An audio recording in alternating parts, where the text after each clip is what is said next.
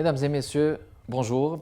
Un plaisir de vous retrouver encore une fois chez Art et Lettres avec ici Télévision et le plaisir d'accueillir pour une deuxième fois un monsieur qui est un modèle, monsieur Khalid Fensab qui est déjà passé à l'émission et puis un monsieur qui a réalisé beaucoup de choses, qui s'est intéressé à la littérature jeunesse, qui a dirigé un portail, le portail Ménara Junior Canada Junior, qui a eu en 2018 le prix reconnaissance des services rendus à la jeunesse marocaine du Canada, un monsieur qui a participé à la construction, à la conception du Congrès marocain du Canada. Il a été consultant collaborateur à l'UNICEF et maintenant, il s'est converti carrément à l'art et au sport. Et vous allez voir, mesdames et messieurs, durant cette émission, toutes les prouesses qu'il a réalisées, c'est impressionnant.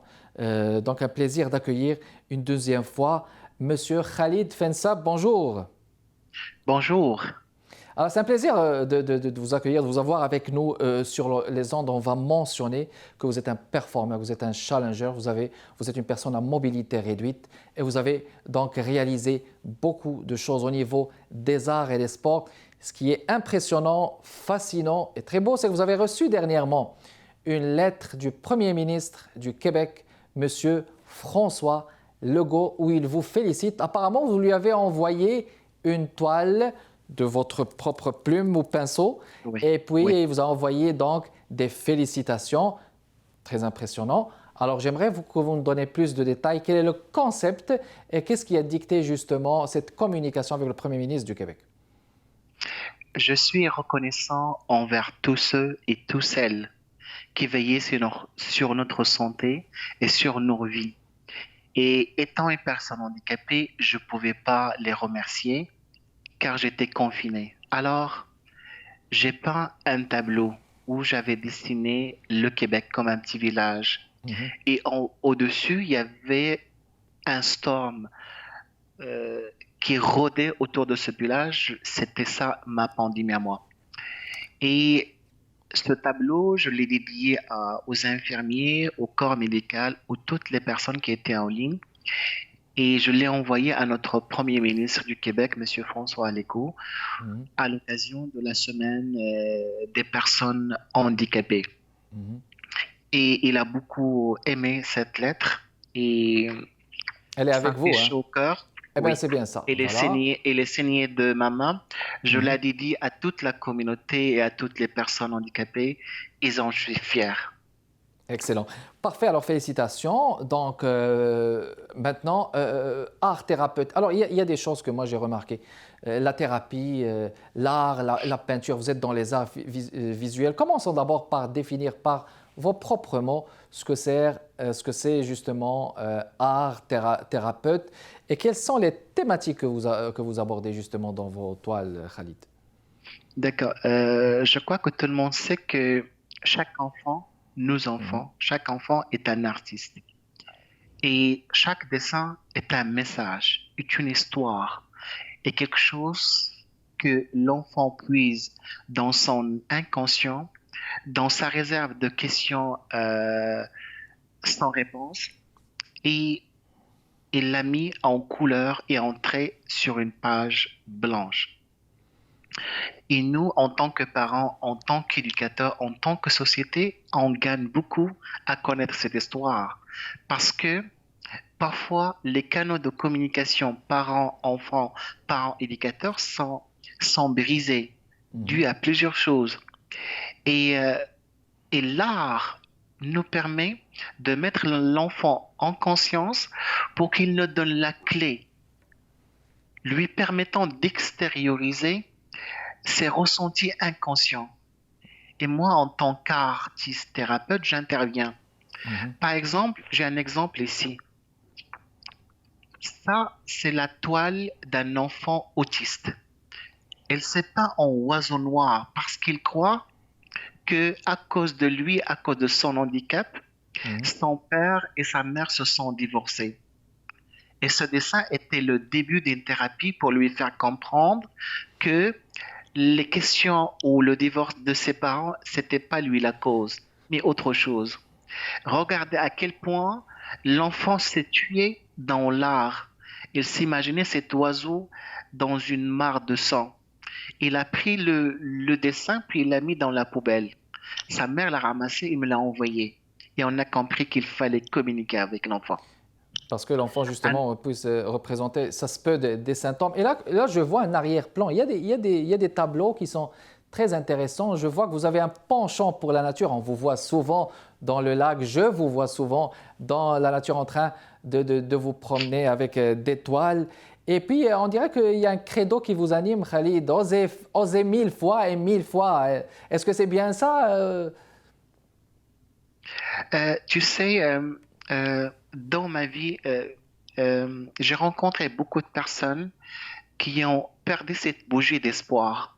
Mhm. Ils n'y croient plus, surtout des personnes à mobilité réduite ou des personnes en situation de handicap. Leur réserve d'espoir, d'aspiration, de pouvoir réaliser leurs rêves et de continuer à espérer, ils commencent à s'épuiser. Par mes modestes gestes dans l'art, j'essaie un petit peu d'insuffler un peu de l'espoir, les motiver. L'art, la beauté de l'art, l'expression artistique ne permet d'ouvrir d'autres canaux. C'est comme refueler, recharger la dynamique, recharger l'ambition, recharger l'espoir. J'ai aussi un message que j'aimerais Mhm. montrer. C'est très important. Imaginez cette fille, c'est une enfant handicapée. Il avait 8 ans. Il croyait qu'en devenant adulte, il allait se marier, mais sans ses béquilles et sans sa chaise. Ah, Et il fallait beaucoup de communication pour lui montrer que sa maladie, il va vivre tout avec, mais il pourrait devenir la princesse ou la mariée qu'il rêve, tout en espérant, tout en gardant espoir et tout. Regardez, l'enfant, il a dessiné ce qu'il croyait que ça allait devenir. Mais l'art thérapeute, il a interprété, puis il a communiqué. C'est ça la beauté de la chose. Un enfant qui vient ici au Canada, il n'a pas participé à la décision de l'immigration. Ses parents ont choisi. Lui, il est obligé d'abandonner ses amis, ses repères, ses parents, ses envies et de recommencer à zéro, remettre le contour à zéro. oui. Il y a des enfants qui réussissent l'intégration, il y a des enfants qui ont besoin de Qu'ils ne soutien. réussissent pas. Mais ça L'art, dépend aussi de l'apport et de l'envergure des soutiens. On va revenir sur ça, Khalid. On va le faire après la pause, mesdames et messieurs.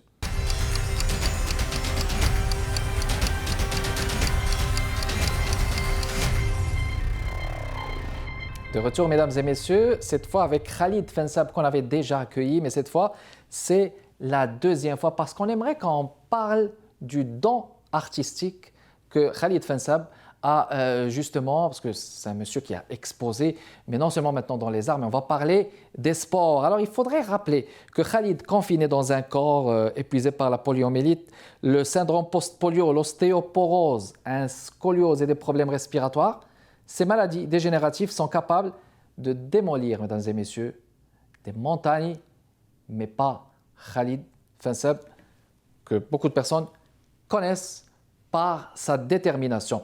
Alors le sport, bon, on va les... Donc, tu as déjà eu des médailles, la plongée sous-marine, la planche adaptée, le voilier adapté, le vélo adapté, le tir à l'arc. Ma question est simple, pourquoi le sport, Khalid? le sport est une forme d'expression, de Mhm. manifestation de vie. Ça nous permet de réaliser les choses. Ça nous permet en tant que personne handicapée de pousser les limites de ce qu'on peut encore faire, de pousser les scientifiques. Et pour moi, chaque chose, chaque exploit, chaque réalisation, chaque compétition que je peux réussir, c'est une avancée, c'est une victoire contre ma maladie, contre ma situation, et ça permet de motiver beaucoup de mes amis. Donc, j'ai gagné, je suis médaillé d'or, d'argent et de bronze pour le jeu de boccia. De Ce boccia. On sont va des balles de commencer par ça. boccia. Médaillé d'or, boccia, Québec 2018, classe ouverte. Vous allez voir, mesdames et messieurs, il y a plusieurs photos de Khalid. Notre magnifique réalisateur va les mettre en attendant que nous en discute et que Khalid nous parle de ça. Médaille d'or, boccia. C'est quoi ça, boccia? On va juste rapprocher les gens hein, de ce terme-là, de ce mot. La boccia, c'est un jeu qui s'apparente à la pétanque. Au Mhm, Maroc, c'est connu et au Canada aussi, c'est des boules de fer. Ils l'ont adapté pour les personnes en situation de handicap sur des chaises roulantes. C'est le mhm. même principe. Le meilleur, le stratège, celui qui sait bien rapprocher les balles des deux camps, tout près des cochonnets, c'est Mhm. celui qui gagne. Très bien. Et, Alors, oui, oui, je vous en prie, oui. et j'ai eu la chance de vaincre des champions qui sont là depuis des années et je les ai détrônés Tu- tu- tout en, Ce tout qui est en tout à, commençant. ce qui est tout à Je votre honneur, m'excuse hein? du terme, mais Non, mais c'est ça. On a déjà vu ça. Puis vous êtes médaillé de bronze Boccia Montréal 2019, médaillé d'argent Boccia Montréal oui, 2020. Puis vous aimez faire la plongée sous-marine. Cette magnifique photo, oui, vous êtes sous les eaux en train de planer. Est-ce que c'est une vocation depuis l'enfance? d'accord. L'eau me Mhm. permet d'oublier notre handicap. Je suis plus handicapé quand je suis sous l'eau parce qu'il me transporte. J'ai l'impression de marcher et c'est une sensation agréable. Si jamais je peux découvrir ou faire aimer le goût de faire la plongée aux personnes handicapées, je n'hésiterai pas à montrer mes photos sur Facebook ou sur n'importe quel support parce que c'est de la motivation. Très bien. Puis la planche adaptée.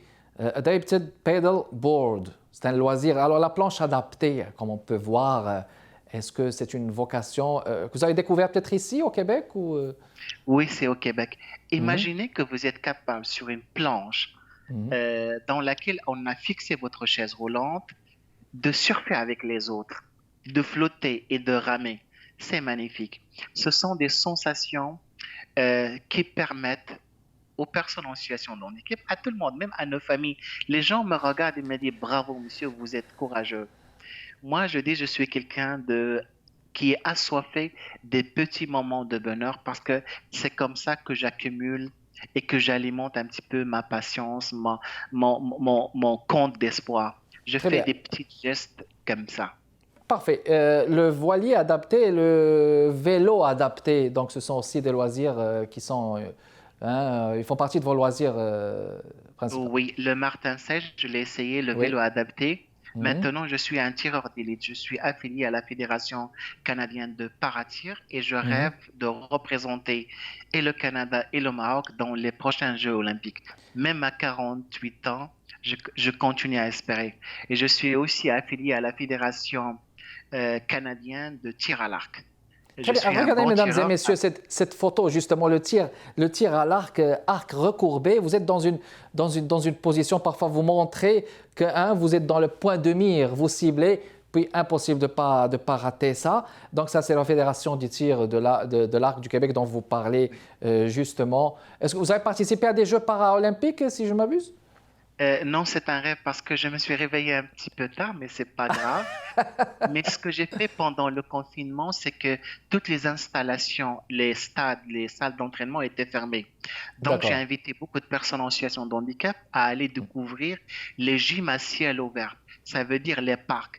Et j'ai organisé des mini-tournois de pétanque dans les parcs. Mhm. On faisait une randonnée, on partageait nos linges et on s'amusait comme des fous autour d'un jeu de pétanque. Et c'est ma modeste contribution à la société québécoise et canadienne pour dire qu'il y a des alternatives au confinement. Il suffit d'être intelligent un petit peu et d'aimer vivre et d'aimer partager la passion de s'amuser.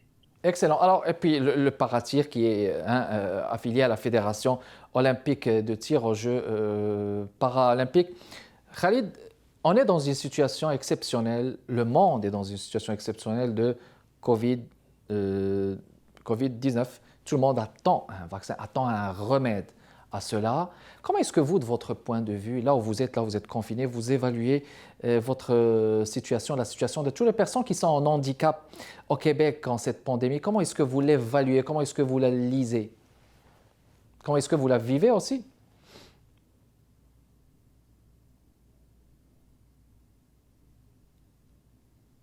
Est-ce que vous m'entendez? Oui, Moi, je pense que, oui, je vous entends très bien. oui, je vous en Moi, prie. je pense qu'il faut à veiller à ce que la santé mentale soit en Mhm, bonne forme. Il faut mhm, garder espoir. C'est comme une tempête. Quelle que soit la durée de la tempête, le beau temps viendra. Et ce virus, il ne vaincra pas l'humanité. C'est vrai, il nous a surpris, on était désarmés et on ne savait pas de quoi il s'agit. Maintenant, on se prépare.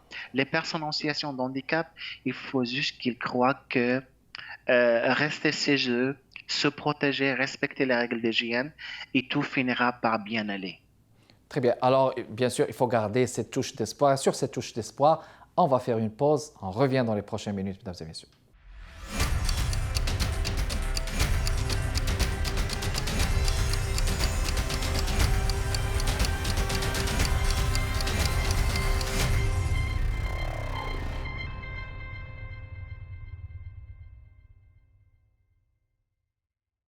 On est de retour avec vous, mesdames et messieurs, dans le cadre de Arts et Lettres. Il y a un lien magnifique que j'aimerais vous montrer, Innocence colorée. Il y a un certain cheminement, une exposition. Vous allez voir, regardons ça ensemble et on revient après.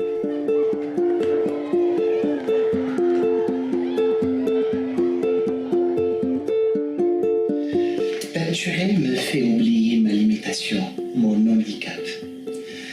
Je peux créer un monde où je serai le héros, plus fort, plus rapide, sans obstacle, sans limitation.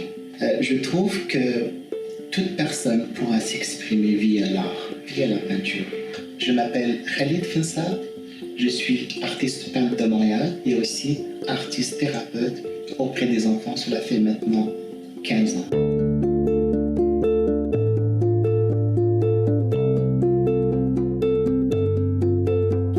Un pinceau entre les doigts des enfants, ça donne des ailes à des émotions aux couleurs de l'innocence.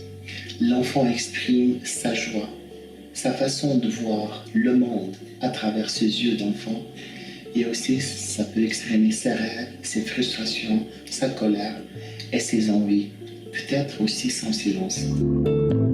Mon métier, c'est de donner la possibilité à cet enfant-là de s'exprimer via les couleurs. Et à travers sa peinture, on peut déceler, comprendre, recevoir un message.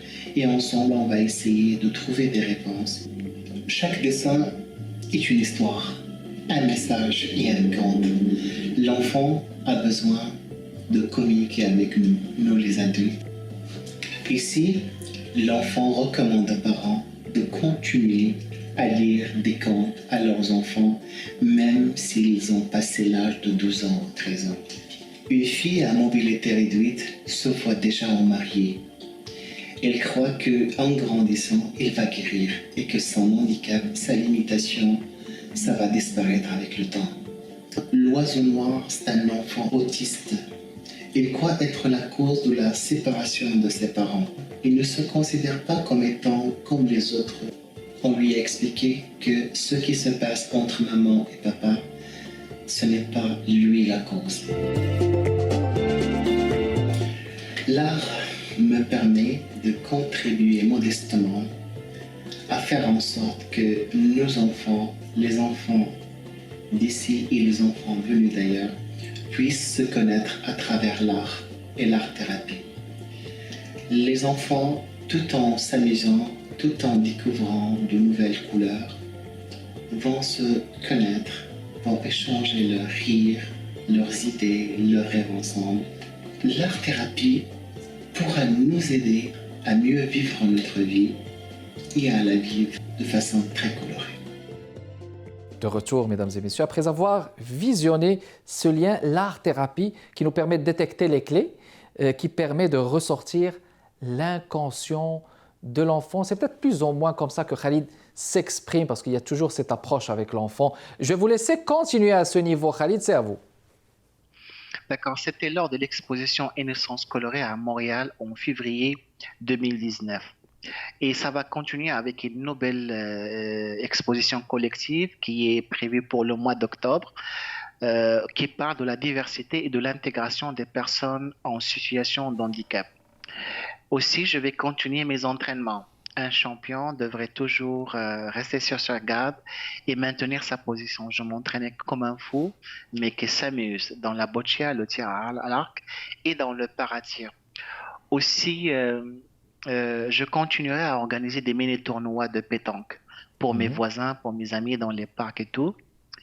Et il y a plein de choses. Il y a une exposition collective. Vous avez des projets avec Dar el-Maghreb. Voulez-vous toucher un mot à ce niveau?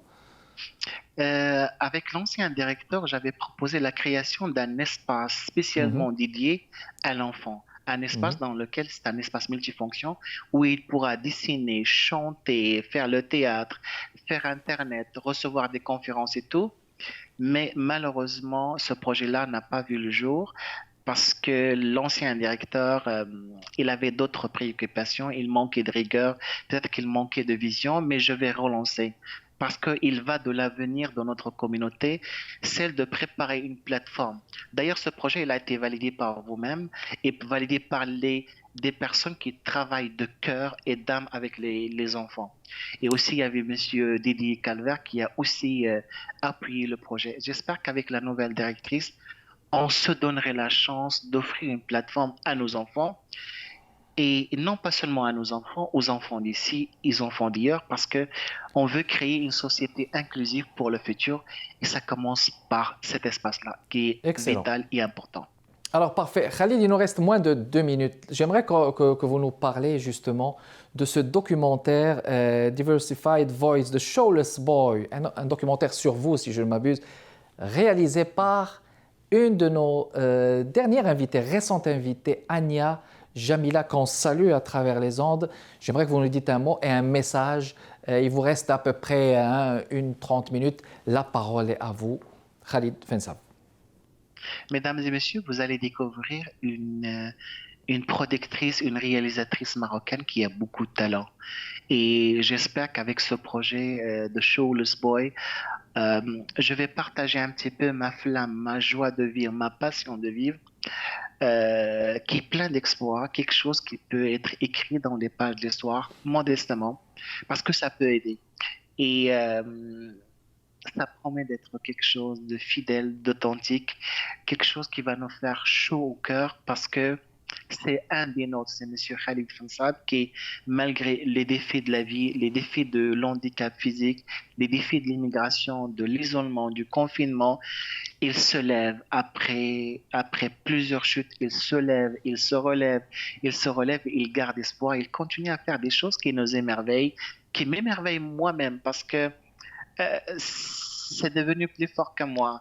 Et j'espère transmettre cette flamme-là, ce petit bonheur qui me permet d'aller de l'avant avec toutes les personnes qui verront bien accepter ma modeste joie de vie. Excellent. Alors, un message finalement de persévérance, de résilience surtout. Il faut continuer ce qu'on a continué. C'était tout le temps qu'on avait. Khalid Fensab, merci beaucoup d'être passé encore une fois parmi nous chez Art et Lettres. Un plaisir de vous avoir reçu. Continuez dans votre cheminement. Merci beaucoup de votre continuel intérêt, mesdames et messieurs. Prochain rendez-vous jeudi à 15h30. Art et Lettres chez ICI Télévision. Kamal Benkiran avec vous. À la prochaine.